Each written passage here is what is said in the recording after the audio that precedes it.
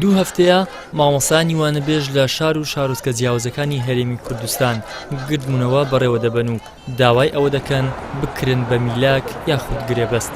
هاوکات ئەو هەمانگانە یەژڕەت دەکەنەوە کە حکوومەتی هەرێم بڕیاری بۆ دابوون. لەو چوارچێوەیەدا مامۆستایانی وانەبێژی هەولێر و دەوروبەری لە بەردەم ئەنجومەنی وەزیران گردبوونەوە.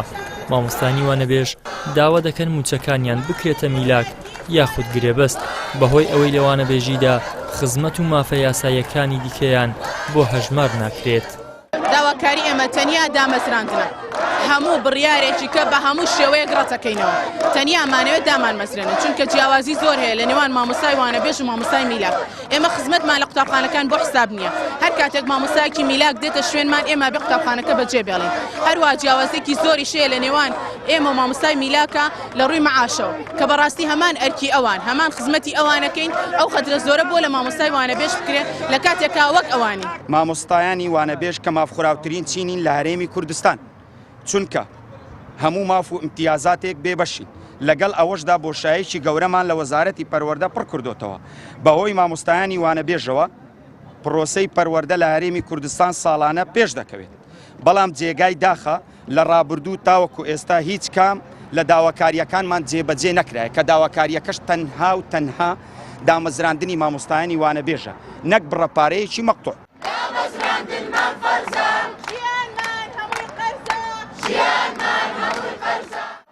لای خۆیەوە ئەندامێکی پەرلەمانی کوردستان لە فراکسیۆنی کۆمەڵی دادگەری ئامادەی گردبوونەوەکە بوو دووپاتی کردەوە داواکاری مامۆستایانی وانەبێژ ڕەوا و یاساییە، ئەوان پشتیوانی لێ دەکەن.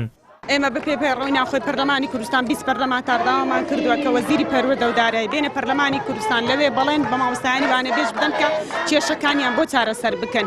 ئەو داواکاریەی هەیەیانە بۆیان جێبەجێ بکەن، بەڵام بەداخۆ تا ئێستا وەڵام نەبووە.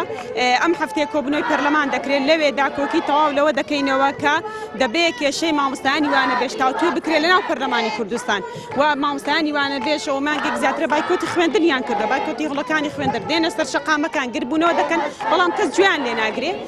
ئەمە بەڕاستی نابێ پەرلەمانی کوردستان ئەمە قبول بکات لەبەرەوەی پەرلەمانی کوردستان وێنەرایەتی خەڵکی هەرێمی کوردستان و چین و توێژەکان دەکات.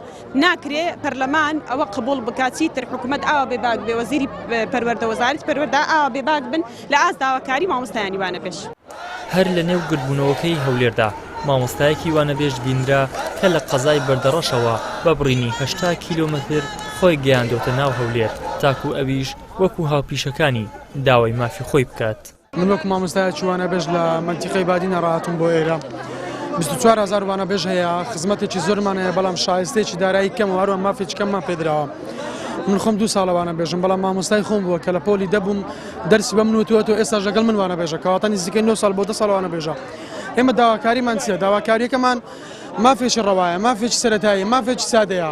لە شوێنی هەر بندیوارێک وانەبێژێک دامەزرێن، لە شوێنی هەر خاینیشتێک وانەبێژێک دامێنێت. ئەگەر حکوومەتێکی ئاوا زەخم ئاوا گەورە پلان و بەرنامەیەکی تۆکمەی دەتوانانی هەر ساڵی 1000 وانەبێژی دابمەزرێنی کە لە نزیکەی 10 ساڵە 10,000 وانەبێژ دەڕوات 10,000 دەمێنێتەوە. بەڵام ئەگەر حکوومەت ئاوەڕێکی جدی لە وانەبێژان نەدرێتەوە ساڵ بە ساڵ ژمارەی وانەبێژ زیاتر دەبێت.